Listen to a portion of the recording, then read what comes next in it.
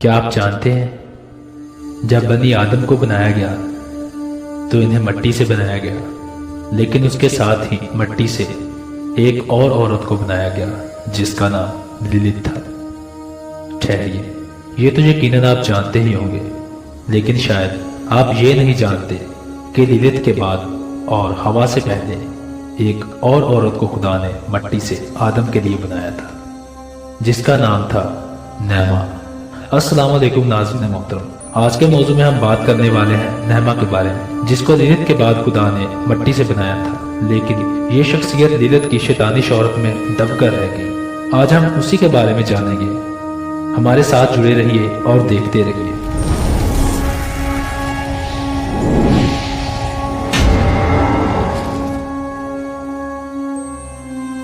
तो चलिए अपने मौजू की तरफ बढ़ते हैं।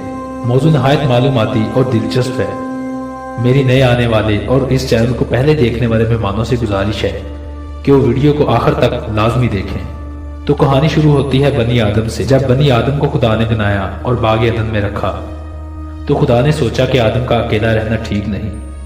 तब खुदा ने फैसला किया कि आदम के साथ इसकी एक और साथी होनी चाहिए। तब खुदा ने लिलित को भी मट्टी से बनाया और इसे आदम के साथ बाग में रखा, लेकिन वो आदम के ताबिया ना रहती थी और वो अपनी मर्जी करना चाहती थी।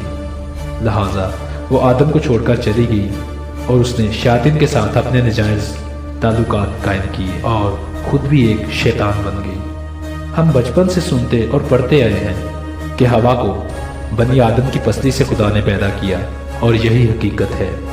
हर इब्राहिमिक मजहब और इसकी मुकद्दस किताबें इस बात की गवाही देती हैं कि अम्मा हवा को बनी आदम की एक पसली से बनाया गया था। लेकिन सबसे बड़ा सवाल ये उठता है कि अगर आदम को मट्टी से बनाया गया, तो क्या खुदा आदम के लिए एक औरत को मट्टी से नहीं बना सकता था? इसी सवाल पर हमें बहुत ज्यादा गौर करने की जरूरत है। तो ये बात निकल कर आती है ज्यूइश इंसाइक्लोपीडिया से।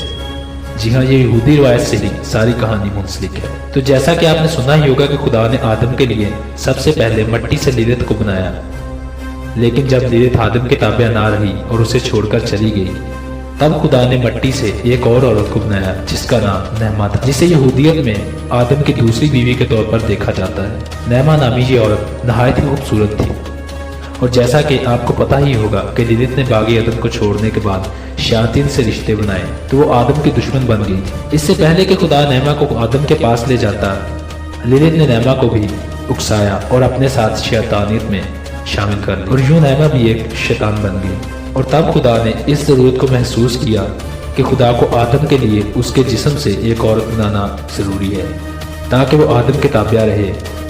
और तभी खुदा ने अम्मा हवा को आदम की पसली से बनाया, और खुदा का यही मंसूबा कामयाब हुआ, और हवा आदम की बात मानती थी और उसी के ताबिया थी। यहूदी रिवायत में ये बात आमतौर पर जानी जाती है कि नैमा आदम की होने वाली बीवी थी। तो हम मौजू में आगे बढ़ते हैं और नैमा के बारे में मजीद छानबीन करते हैं। हम पहले देखेंगे कि बाइबल मुकद्दस में नैमा नामी की कोई औरत मौजूद है या नहीं। तो पैदाइश की किताब 4 बाब 22 आयत में हमें नैमा का जिक्र मिलता है, जो लमक की बेटी है और तोबल कायन की बहन है, जो कि लोहे और पीतल के औजार बनाते हैं। इसका दूसरा जिक्र हमें बनी नूह की बीवी के तौर पर मिलता है, लेकिन ये यहूदी रिवायत में है। और इसका तीसरा जिक्र सलमान बादशाह की बीवी के तौर पर मिलता है, लेकिन ये ज़राए किसी भी तरह से नैमा को शैतानियत से नहीं जोड़ते।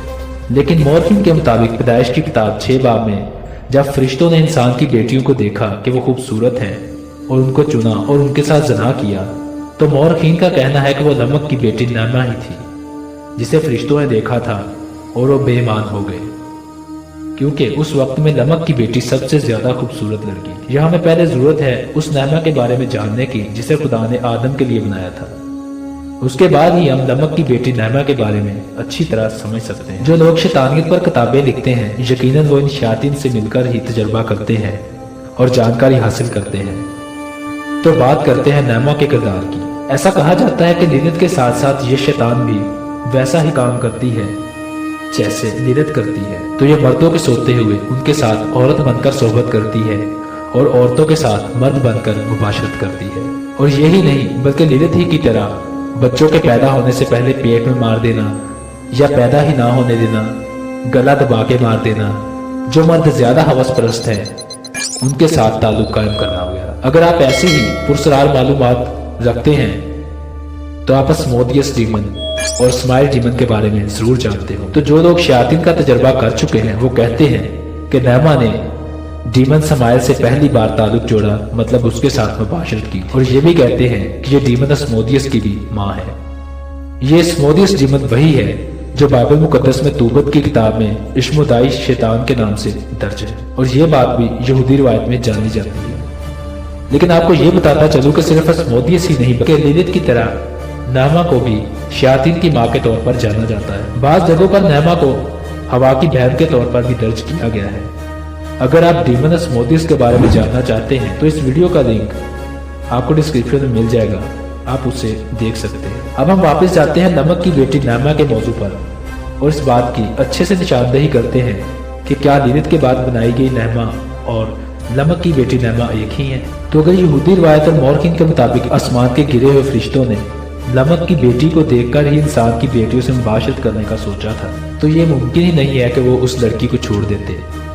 यकीनन फरिश्तों ने उसके साथ मुबाशरत की होगी, और अगर उसके साथ मुबाशरत की थी तो जैसा कि हमने एक वीडियो में नेफिलियम का जिक्र किया है, तो फरिश्तों और इंसान के मिलाप से जो औलाद पैदा हुई वो नेफिलियम थी। लेकिन हमारे ख्याल से नेफिलियम के बारे में कहीं भी ऐसा दर्ज नहीं है कि वो शैतानी कूदते भी रखते थे।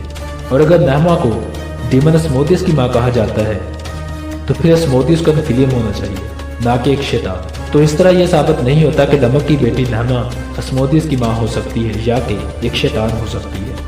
अब बात करते हैं कि अगर नमक की बेटी नैमा को फरिश्तों ने देखा और उसको हवस परस्ती के लिए चुना, तो हो सकता है कि वो भी इन शयातीन में शामिल हो गई हो, क्योंकि अगर बनी नूह के सदाब की जानकारी लें तो सबसे बड़ी यही वजह थी कि फरिश्तों और इंसानों के नजायज़ ताल्लुकात की वजह से खुदा ने सलाब भेजा था।